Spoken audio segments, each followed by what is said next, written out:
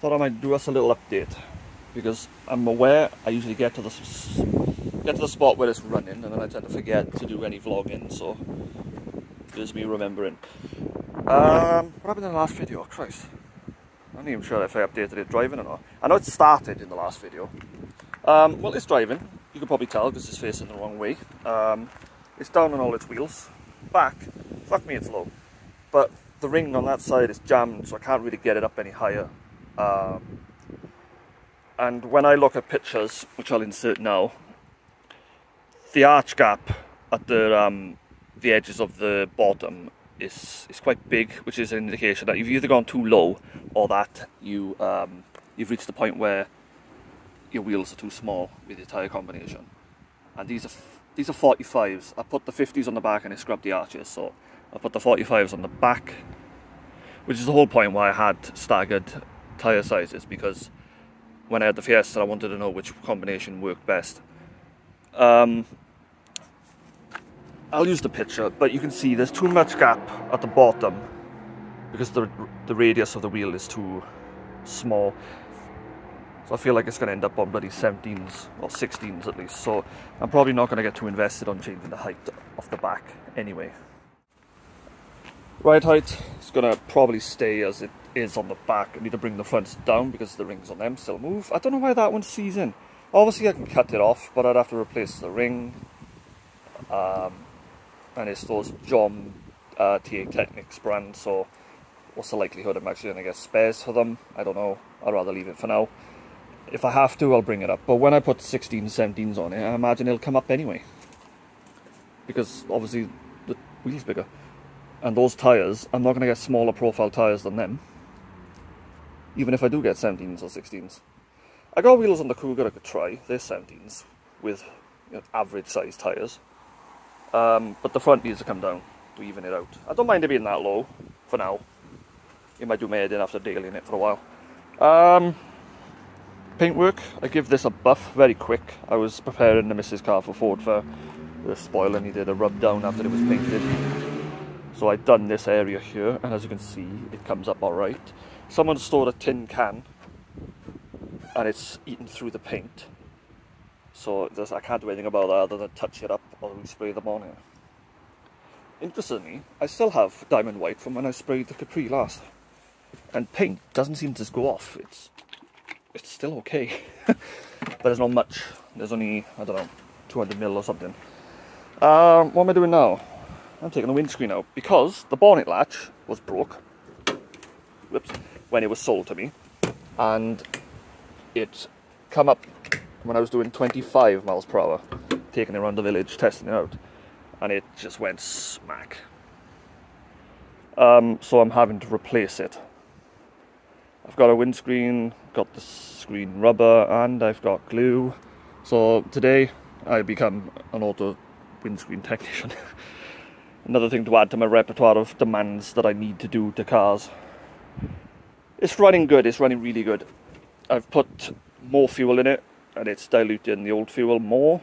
I probably should have dropped it out, but I don't know if I explained in the last video. I tried to drop the tank to change the fuel pump, and the bolts were just fighting me, and then the rubbers looked like they would have just fallen apart when I took them off or something, or the jubilees. It just, the hoses that the rubbers go onto, it just would have turned into a shit show, and I couldn't be arsed. I just thought, you know what, I'll pike it and cut a hole in the tank, in the seat area, to get to the tank, and it's, it's done the job, whatever.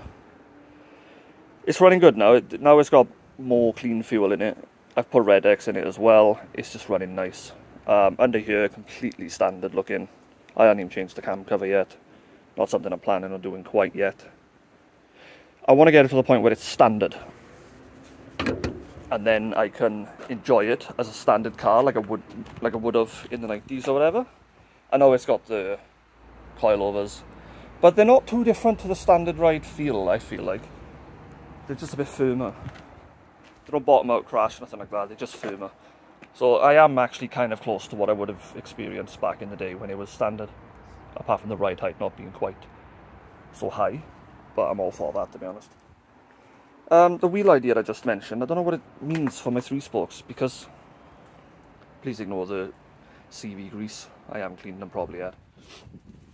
I don't know what it means for these. They'd go on it right now, but the tyres are all mushed.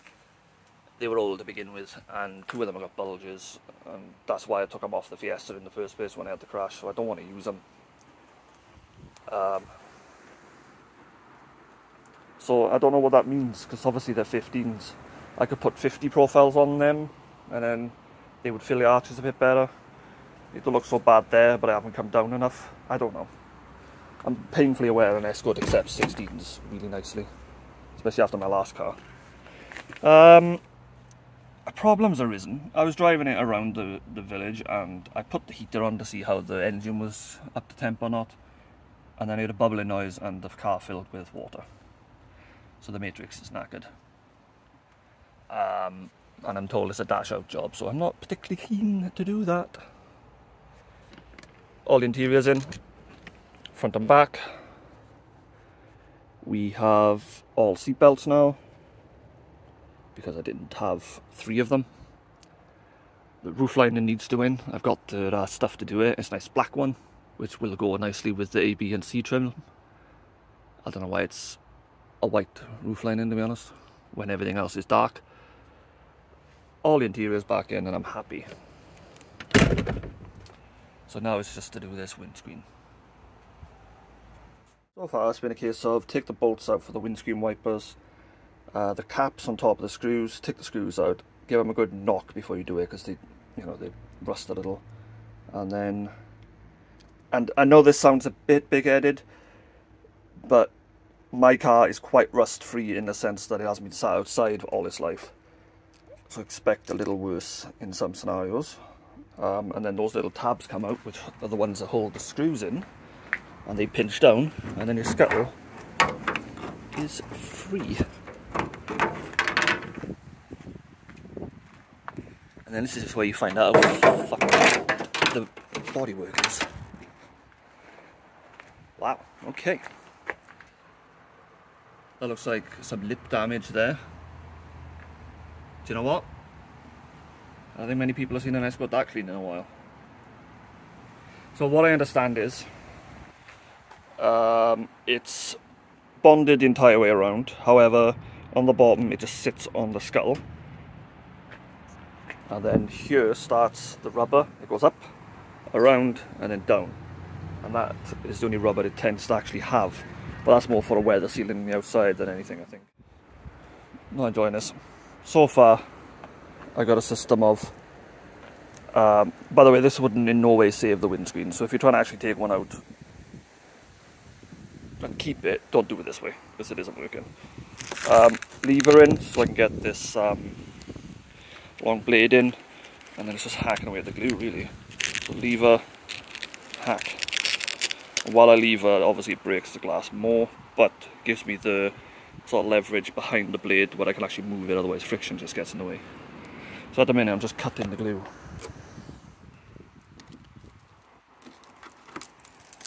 See, just slicing through it, which then would need scraping out after I'm done.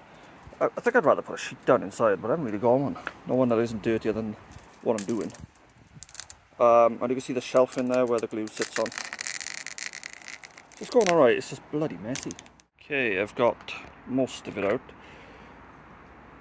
Bit of brown stuff there. The scuttle is amazing, I'm so happy with that. I was expecting it to go falling apart when I took it out, to be honest. There's a bit of it going on here, so a bit of Q-rust is needed. And try and get a bit more of this sealant off. But this is going really well. I'm quite pleased.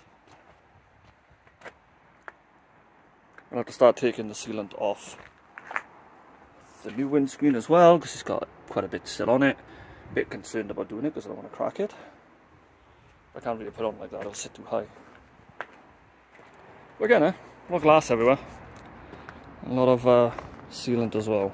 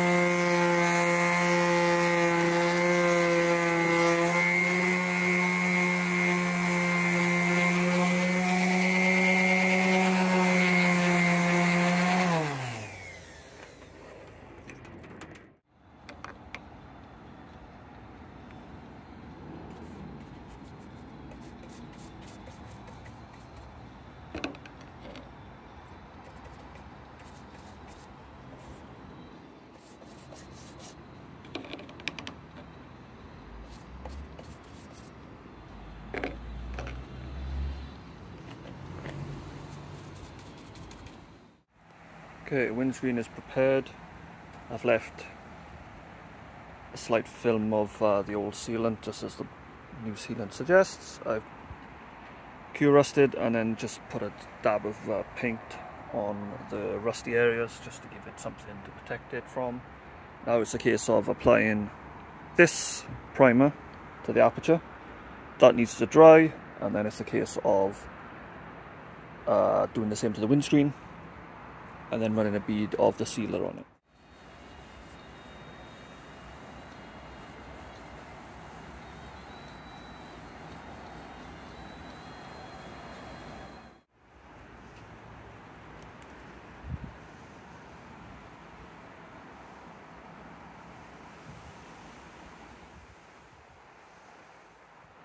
At this point I kind of started hurrying and stopped filming so much, so I finished laying on the bead and then I applied the windscreen really and just pushed down in the relevant areas and just let it set overnight.